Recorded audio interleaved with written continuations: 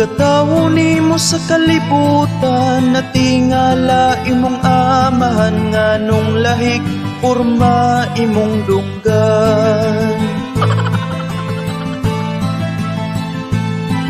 Ug paglantaw sa imong nawong, lahi hasta ang imong ilong, murag atop nga naay sandayong. Ipalitan kag dila ta preskong gatas, gatas gikan sa baka. Apan wala ka katupo ug ang imong edad mauray ni dako.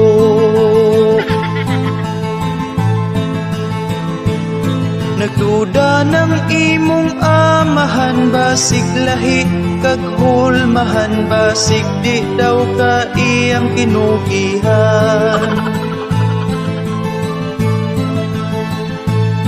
Nag-away ang imong ginikanan, kay ang imuhang amahan, ang inyong silingan maoy gidudahan.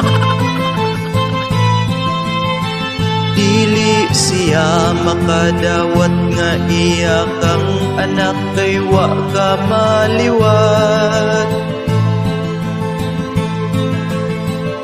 Apan ang imong inahan, miingon nga siya gyud ang amahan. Ug ang imuhang ginikanan, sa albularyo nagpatabang, ipasupay kung kinsay amahan. Matud pa sa albularyo, na ingon ana imong hitsura, ang hinungdan imo rasang papa.